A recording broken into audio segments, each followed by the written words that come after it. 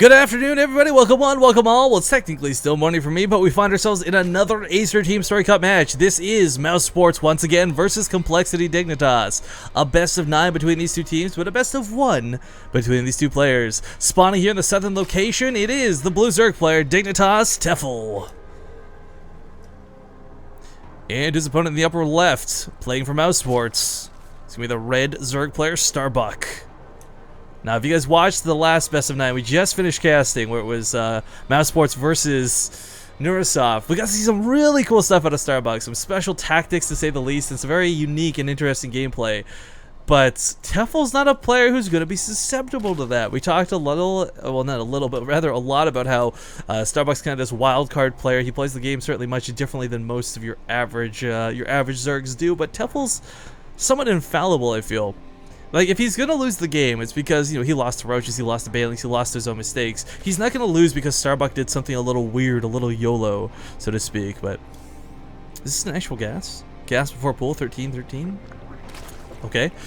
I was a little bit curious on what this was gonna be for, but Tefel actually takes his pool first. If Starbuck doesn't throw down a pool, this is gonna be so weird to me. Okay, yeah, so 14-13, whatever, big difference. The thing about going for this is gas first. This isn't like a 10 pool like we saw before. This isn't going to be the Banling bust that we saw before. This is most likely for speedlings above anything else. This will turn into the hatchery, which then turns into the 5.5 minute, 6 minute larva cut, which means... Okay, that's my attempt at a Zergling impression, but lots and lots of Zerglings. Now, I'm not sure if they'll both follow through with this or not. Tefel actually didn't take his own gas, so this is just a 13 pull out of him, I think for safety's sake. One of the nice things is, you know, he got, I don't know if he was tuning it before, but if he was before, he got to see how Starbuck played against, oh gosh, who was it from Neurosoft? Roof, who played, again, a ZVC in the first match with the previous Clan War that just happened. So he should have some pretty decent ideas, and with the 13 pool down, well, it doesn't mean you're going to have your own Banelings by any means, or your own speed quickly enough. It does mean that you'll be able to make a Spinecrawler or a Queen and have an adequate amount of Zerglings yourself to defend against early stupid aggression. Now, they do find each other here on the scouts, so Tefel knows right where Starbuck is.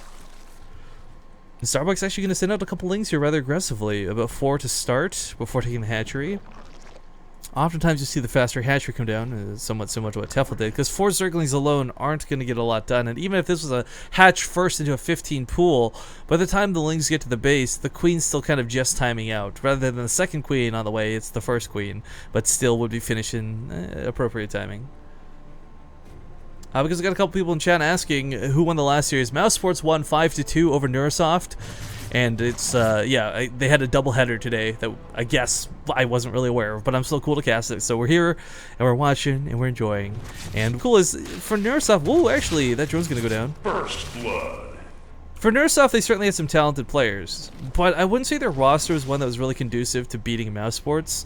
I do like the options available from Complexity Dignitas. I mean, for instance, you've got Select, you've got Tefel, you've got Hendralisk. I mean, whoever they decide to play today, they can always play to the strengths and the weaknesses of their opponents. But Starbuck, by the way, guys, he didn't do like a 5.5 larva inject. He's just been sending out hella lings while this is going on, and Tefel loses a queen. He should be able to clean up these initial Zerglings with drones plus his own queen's DPS, but this is a bit frustrating. He's got a Bailey nest on the way, but Starbuck's not letting up anytime soon. We got more Zerglings speeding across the map. Well, not speeding. Well, actually, yes, speeding. Actually, I was like, wait a minute, did he cancel speed? Never mind, I'm just crazy. The little wings are not as big as we're used to seeing them on those newer skins, but the problem for Tefel is he's got 16 Zerglings on the way. He can't afford to lose too many right now. He needs to keep some of these alive in order to actually get the Banelings to shut this down outright. And I think he's actually defended this pretty well. Granted, he lost a couple of workers, one single worker while this is going on. And I think he got a queen too. But one of the things for this is Starbuck, he doesn't exactly have a drone lead off of this. He doesn't have an army supply lead. And quite frankly, once these Banelings complete, he may not even be able to force an engagement because, well, one Baneling's going to clean up his entire army if handled incorrectly.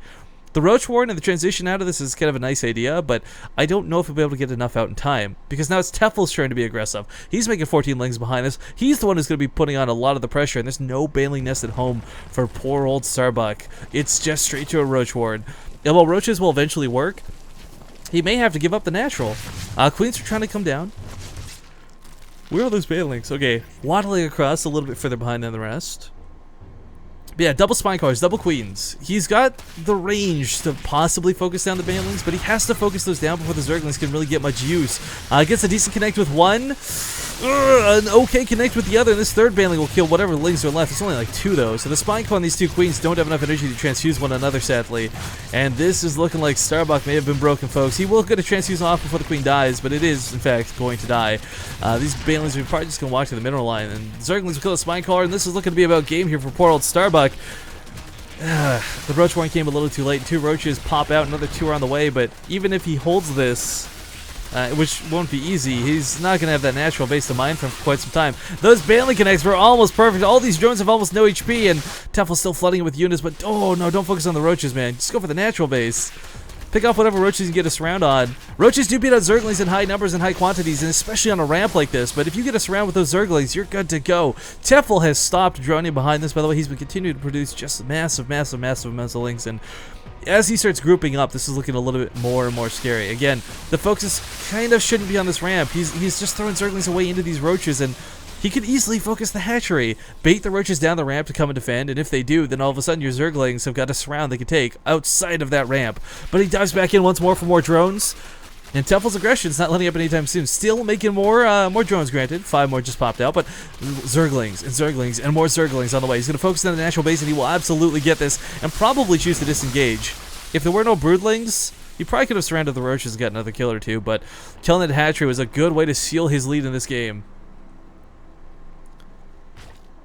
People ask me to close the betting pool. I will after this first game. We'll give you guys time to get your bets in. Again, you're betting on the team, so it's not like which player wins and what the win streak is. We're just doing one bet for the entire series today, guys. So betting pool has been left open intentionally. It will be closed after this game completes.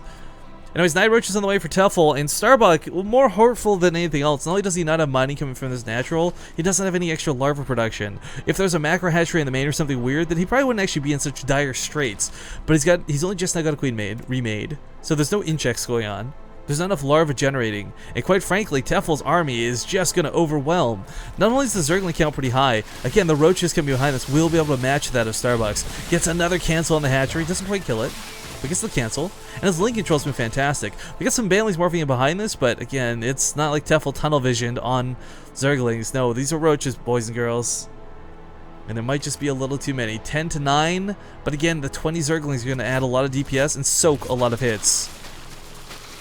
As he forces out this fight, he recognizes that he needs to fall back to the spine crawl. A couple of banelings going to send out those links from just colliding into these roaches, but again, Tefel, his economy is what's going to give him the power in this game. He's got double that of his opponents, and even though a couple banelings might go off on these roaches, this is still his victory to take. If this natural base was up and running, it's a different scenario altogether, of course, but level 1 upgrades are on the way, more roaches flooding across the map, and even a lair coming out, so he'll have glial reconstitution to work with, something Starbuck sadly will not. But you know what? Game number 1 in a best of 9, not the biggest deal in the world, and something that Tefel can still throw, granted, guys. Do keep that in mind. But Starbuck is going to try and get some work done. Not going to happen. Sadly, not going to happen.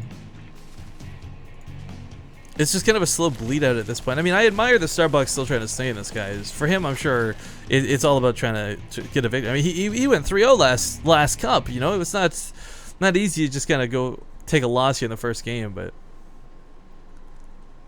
unless some I don't even know how you throw this, quite frankly. I'm not trying to be mean to Starbuck, but the reality is, for Tefel, he's just got too much. It's 21 roaches over 17. He's gonna have upgrades. One weapon upgrade. He's got some banelings coming in too. Galerial Constitution on the way. If there's a wall of spines, like if there's 5 spines instead of 1, maybe this looks a little bit different. But he's got only 2 more coming in behind this, just barely. His drone count still half that of Tefel's, and Tefel's taking a third while this is going on.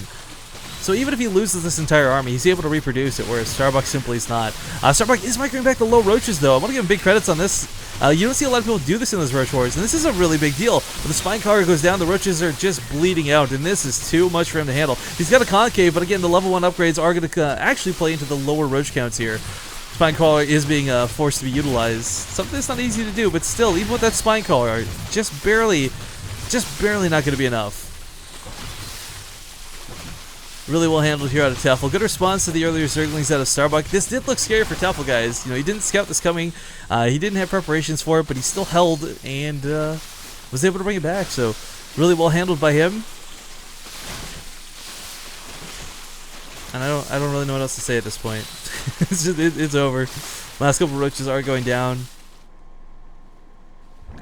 Layer pops, woo!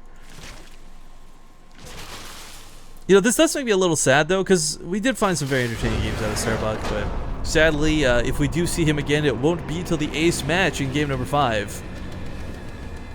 Well, assuming he goes like an all-kill route. Till the last game, I should say. That's more accurate. Either way, congratulations to Tefel. Ekes out a very, very nice victory here in game